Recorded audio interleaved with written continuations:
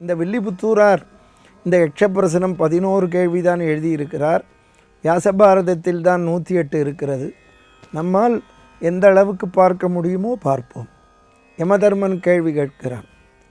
எல்லோருக்கும் விளங்கும்படியாகத்தான் கேட்கிறான். பூமியை காட்டிலும் கனமான வஸ்து எது? ஆகாசத்தை காட்டிலும் உயர்ந்தது எது? காற்றை விட வேகமாக செல்வது எது? புல்லை காட்டிலும் அற்பமானது எது? இன்னைக்கு இருக்கிற எல்லோரும், இளைஞர்கள் எல்லோரும் தெரிந்து கொள்ள வேண்டும். நாம் எல்லோருமே நம்முடைய அம்மா அப்பா உயிரோடு இருந்தால் நாம் இளைஞர்கள்தான். அதுதான் புரிந்து கொள்ளணும். பூமியை காட்டிலும் கனமான வஸ்து எது? தாய். ஆகாசத்தை காட்டிலும் உயர்ந்தது எது? தந்தை. இந்த பூமாதேவி எவ்வளவு பாருங்கோ, நாம் பஸ்ஸு போகிறது, ட்ரெயின் போகிறது, பூமியில் ஒருத்தன் தோன்றான், பிளேன் போகிறது, எவ்வளவு பூமாதேவிக்கு கஷ்டம் தரும். பொறுமையாக இருக்கிறாள். பூமாதேவியை போல பொறுமை யாரும் கிடையாது. அவளை விட பொறுமையாக இருப்பது நம்மை பெற்ற தாய், நம்மை பெற்ற தந்தை. ஆகாசத்தை விட உயர்ந்தவர்.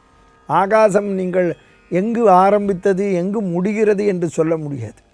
நம்மை வளர்த்த தந்தையும் அப்படித்தான். அதனால்தான் நீங்கள் தெரிந்து கொள்ள வேண்டும். விவேகானந்தர் சொன்னார், வேதத்திலும் இருக்கு. நாம் இந்த உலகத்தில் பிறக்கிறோம் என சொன்னாலே நம்பிக்கையில்தான் வாழ்கிறோம். நம்பிக்கை வேண்டும். நம்ம யாருன்னே தெரியாது. நம்ம ஆத்மா சாஸ்திரம் சொல்லுகிறது. ஆஹான்னு அலையும் பொழுது நம்முடைய பெற்றோர்கள் ஒன்று கூடி நமக்கு இந்த உடம்பை தருகிறார்கள். பெற்றவர்கள்னு அவளுக்கு ஏன் பேர்? பகவான் கொடுக்கிறான். பகவான் தான் நமக்கு இந்த சரீரத்தை கொடுக்கிறான். இந்த ஆத்மாவுக்கு பெற்றவர்கள் மூலமாக அவன் கொடுக்கிறான். நமக்கு இந்த உலகத்தில் தெரிஞ்சுக்கோங்க, ஏன் மழை பெய்யணும்? அந்த மழையில்தான் பிறக்கிற ஜீவன் கீழே இறங்கும்.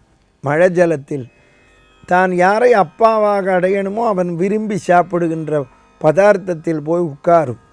அவன் சாப்பிடுவான். நாம் அப்பாவிடம் 2 மாதம் கர்ப்பவாசம். இது அப்பாவுக்கே தெரியாது. அவன் தன் மனைவி, தன் தாயை, நம் தாயை அடையும் பொழுது சுக்கிலத்தை வாகனமாக வைத்து இந்த உயிர் உள்ளே போகிறது.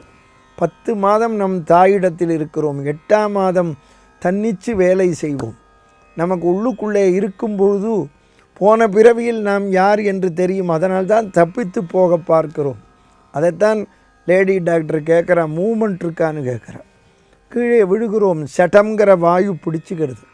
நமக்கு பேச்சு இருக்காது, கண் பார்வை இருக்காது, நடக்க முடியாது. நம்மை தாய் வளர்க்கிறாள். எவ்வளவு அன்போடு வளர்க்கிறாள். பால் நினைந்து ஊட்டும்னர். 8 மணிக்கு குழந்தைக்கு பசிக்கும்னு 7:45 எடுத்து பால் கொடுப்பாள். பால் நினைந்து ஊட்டும் கனைத்திளங்கற்றருமை கண்ணுக்கு இறங்கி நினைத்து முளை வழியே நின்று பால் சோர. நம் தாய் நம்மை வளர்க்கிறாள். இதுதான் உன் தந்தை என்று சொல்லுகிறார். நம்ம அம்மா நம்ம அப்பாவை கை காட்டலைன்னா தெரியாது. இதைத்தான் விவேகானந்தர் சொன்னார், mother is god, father is faith. நாம் நம்புகிறோம். நமக்கு அப்பாவுக்கு ப்ரூஃப் கிடையாது. தைத்தியோபனிஷத்தில் எடுக்கிறா, துமேவ மாதா ச பிதா துமேவ மாதா. இந்த உலகத்திலே நான் பிறப்பதற்கு காரணமாயிருந்த தந்தைக்கு இந்த அன்னத்தை போடுகிறேன்னு சிராத்தம் தவசம் பண்ணும்பொழுது சொல்லுகிறோம். நம்ம அம்மா சொல்லிவிட்டால் இதுதான் இவன்தான் தந்தை என்று அவன் பெயரை சொல்லுகிறோம். ஆக நாம் நம்புவது தாயை. தாயைத்தான் நம்புகிறோம். அவள்தான் நமக்கு இந்த உலகத்திலே முதல் குரு, பிறகு தந்தை. அவன் ஒரு குருவிடம் சென்று விடுகிறான் நம்மை. மாத்ரு தேவோ பவ, பித்ரு தேவோ பவ, ஆச்சாரிய தேவோ பவ. குருவை வணங்கு. குருவுக்கு அர்த்தம் தெரிஞ்சுக்கோங்க. அதையும் கேள்வி கேட்கிறான். சிஷ்யனின் நன்மையை அறிந்து சிஷ்யனின் அறியாமை என்ற இருளை போக்குபவன் குரு. ஆக தெரிந்து கொள்ள வேண்டும். அந்த நம்முடைய அக்ஞானம், இக்னரன்ஸ், இதை போக்கக்கூடியவன் ஆறு? குரு. இந்த இடத்திலே ஒன்றை தெரிந்து கொள்ளுங்கள். நமக்கு எதெல்லாம் அறியாமையாக இருக்கிறது, தெரியாமையாக இருக்கிறது, அதையெல்லாம் யார் சொல்லி கொடுக்கிறார்களோ அவர்கள் நமக்கு குரு. இப்போ ரோட்டில் போகிறோம், 4 ரோடு வருது, இப்படி கைகாட்டி மரம் இருக்குது, இப்படி போனால் மதுரை, இப்படி போனால் தஞ்சாவூர், இப்படி போனால் கரூர், இப்படி போனால் சென்னைன்னு போட்டிருக்கு திருச்சியில். அந்த கைகாட்டி மரம் நமக்கு குரு. அதை யார் நட்டார்களோ அவர்கள் நமக்கு குரு. அதனால் தெரிந்து கொள்ள வேண்டும், இந்த உலகத்திலே நமக்கு எந்த விஷயமுமே புதியது தான். எந்த விஷயம், இப்போ நாம் ஒருத்தருக்கு சொல்கிறோம்னா நாம் குரு, நாம் பிறருக்கு குருவாக இருக்கலாம், நமக்கு ஒரு குரு இருப்பார். பலருக்கும் தெரியவில்லை. அம்மா அப்பாவை நான் காப்பாற்றுகிறேன் என சொல்லுகிறான். அப்படி சொல்லாதீர்கள். நீங்கள் எங்கே இருக்கிறீர்கள் என்று உங்களை ஒருவர் கேட்டால் என்ன சொல்ல வேண்டும்? உங்கள் அம்மா அப்பா எங்கே இருக்கிறார்கள் என்றால், அம்மா அப்பாவிடம் நான் இருக்கிறேன் என்று சொல்ல வேண்டும். வயதான காலத்தில் எங்கள் அப்பா அம்மாவை நான் காப்பாற்றுறேன்னு சொல்லாதேங்கோ. நம்மை பெற்று வளர்த்து ஆளாக்கி கல்வி கற்றுக் கொடுத்ததற்கு அவர்களுக்கு அதுக்கு ஈடாக ஒன்றும் செய்ய முடியாது.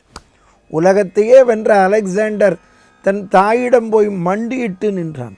சகல பொருளையும் கொண்டு வந்து வைத்து காலிலே வைத்தான். மந்திரி சொன்னான், உங்கள் தாய் நிறைய செலவழிக்கிறாள் என்று. சொல்லுகிறேன் என்று சொல்லிவிட்டு வெளியே வந்தான். மந்திரி கேட்டான், சொன்னீர்களான்? அவள் என் தாய், நான் சொல்ல முடியாது என்றான். வள்ளுவர் குறளை இவர்கள் தப்பாக புரிந்து கொள்கிறார்கள். பெத்தவளுக்கு சோறு போடாவிட்டாலும் சான்றோர்கள் பழிக்கின்ற செயலை செய்யாதேன்னர். அப்படின்னால் என்ன பொருள்? நான் இப்போ தான் எங்கள் அம்மா அப்பாவை விரட்டி அடித்தேன்னு சான்றோன் இடத்துல போய் சொன்னால் பொன்னாட போத்துவனா? சான்றோர்கள் பழிக்கின்ற செயலே அம்மா அப்பாவிற்கு அடங்காமல் இருப்பது. ஈன்றாள் பசி காண்பான் ஆயினும் செய்யற்க சான்றார் பழிக்கும் வினை. சான்றோர்கள் பழிக்கின்ற முதல் செயலே அம்மா அப்பாவுக்கு துரோகம் செய்வது. ஒரு பையன் சொல்லுகிறான், என் அம்மா அப்பா வயசாகி இருக்கிறார்கள், படுத்துகிறார்கள் என்று. நாம் சின்ன வயசில் படுத்தவில்லையா? வயசாகிவிட்டால் அவர்கள் குழந்தைகள். குழந்தை நம்மாது குழந்தை எப்படி படுத்தும் பொறுத்து கொள்கிறோம், அதுபோல் பொறுத்து கொள்ளணும். இருவரிடத்தில் பழகினால்தான் பொறுமை வரும். ஒன்று குழந்தையிடம், ஒன்று வயதான பெற்றோர்களிடம். வயதாகி விட்டதென்றால் இந்த மூளைக்கு செல்லுகின்ற இரத்தம் விட்டு விட்டு பாயும். அது ஏதோ பேசுவார்கள், ஏதோ ஒன்று அவர்களுக்கு நினைவில்லாமல் பேசுவார்கள், மறதியில் பேசுவார்கள். நாம் பொறுமையாகத்தான் கேட்க வேண்டும். முதியோரிடத்திலே கொண்டு விட்டாலும் நான் அங்கேயும் ஒருத்தர் தானே பார்த்துக்கணும். அவனுக்கு பொறுமை வேண்டாமா?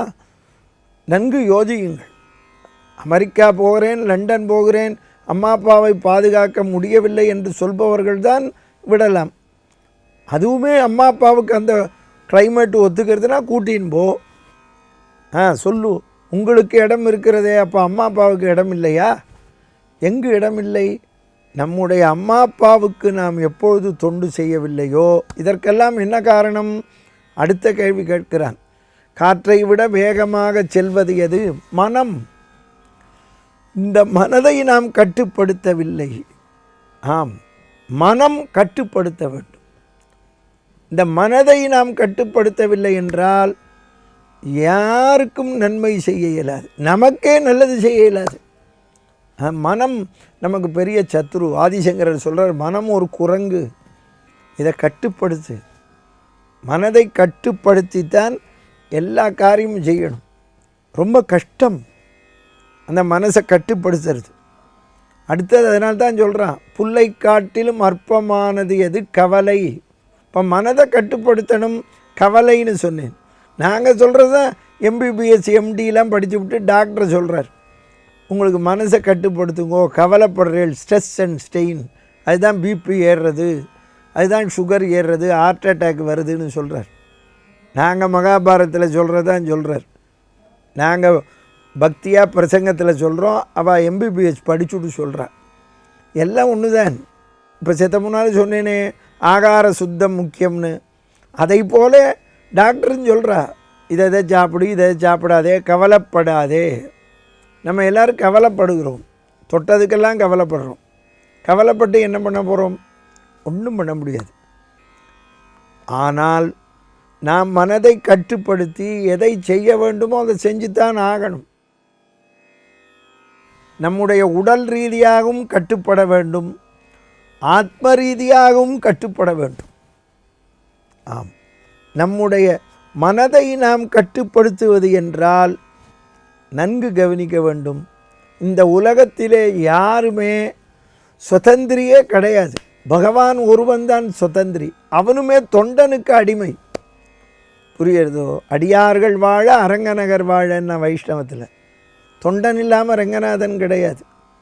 அதனால் நாம் எப்போவுமே பிறந்தோமா அம்மா அப்பாவுக்கு டிபெண்ட், வளர்ந்தோமா ஒய்ஃபுக்கு டிபெண்ட், இல்லை ஹஸ்பண்டுக்கு டிபெண்ட். இப்போ வயது 60 ஆச்சா பிள்ளை பொண்ணுக்கு டிபெண்ட். அவர்களை நம்முடைய பெரியவர்கள் என்று மதித்து நாம் கொண்டாட வேண்டும்.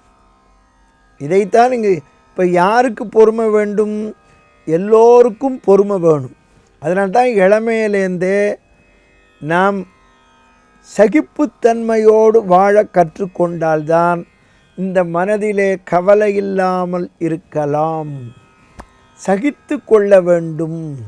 இந்த மனம் இருக்கிறதே மற்றவர்கள் விஷயத்தில் தலையிடாமல் இருக்க வேண்டும். அதை கற்றுக்கொள்ளுங்கள். ஆம், அவர்களை நாம் பார்த்து கொள்ள வேண்டும் என்றால் நம்முடைய மனம் அவரிடத்திலே பிரியமாக இருக்க வேண்டும். மனதை கட்டுப்படுத்த வேண்டும். வயதானவர்களால் ஏதோ ஒரு கஷ்டம் வரத்தான் வரும். அவர் ராத்திரி 12 மணிக்கு எனக்கு இட்லி கொடுன்னு கேட்பா, 4 மணிக்கு கேட்பா, திடீர்னு ஜாங்கிரி கொடும்பா. எதையோ நினைத்து கொண்டு கேட்கிறார்கள். அதுவும் இந்த காலத்தில் எதுவும் சிரமமே கிடையாது. எல்லாமே கடையில் விற்கிறார்கள். வாங்கி கொண்டு வந்து ஃப்ரிட்ஜில் வச்சாச்சுன்னா அம்மா அப்பா எப்போ கேட்குறாலோ கொடுத்துள்ளோம். என்ன விரும்புகிறார்களோ செய்யலாம். இப்போது இவ்வளவு நான் இளமையாக இருக்கிறவர்கள் சகித்து கொள்ளணும்னு சொல்கிறேனே, இளமையில் நாம் சகிப்புத்தன்மையை கற்றுக்கொண்டு விட்டால் நாமும் அம்மா அப்பா ஆகிறோம், முதியவர்களாகிறோம். அப்பொழுது நாம் சகித்து கொண்டு வாழ்வோம். அட்ஜஸ்டபிலிட்டி வரும். அதனால்தான் தெரிந்து கொள்ளுங்கள், ராமாயணம் பாரதம் ஏன் கேட்கிறீர்கள் என்று. How to live in the society, how to behave with the elderly person, how to adjust with the younger generation. சகிப்புத்தன்மையோடு, அதுதான் மனம். பெரியோர்களும் தெரிந்து கொள்ளணும். அந்த காலத்தில் நான் இப்படி இருந்தேன், இந்த காலத்தில் இப்படி இருந்தேன்னு சொல்லக்கூடாது. இந்த காலம் எப்படியோ அதுக்கேற்றாப்புல வாழணும். அந்தந்த காலத்துக்கு ஏற்ப வாழணும். இளைஞர்களோடு அனுசரித்து வாழணும். இந்த மனம் என்பது அம்மா அப்பாவுக்கும் உண்டு, மாமியார் மாமனாருக்கும் உண்டு, எல்லாருக்கும் உண்டு மனம். அந்த மனதை எல்லோரும் கட்டுப்படுத்தி ஒருவருக்கொருவர் ஒற்றுமையோடு வாழ வேண்டும். அதுதான் இந்த சித்தாந்தம். தொடர்ந்து யமன் என்ன கேள்வி கேட்டான், தர்மபுத்திரர் என்ன பதில் சொன்னார் என்று பார்ப்போம். வசுதேவ சுதம் தேவம் கம்சச்சாணூரமர்தனம் தேவகி பரமானந்தம் கிருஷ்ணம் வந்தே ஜெகத்குரும் என்று கூறி இந்த அளவில் திருநிறைவு செய்கின்றேன்.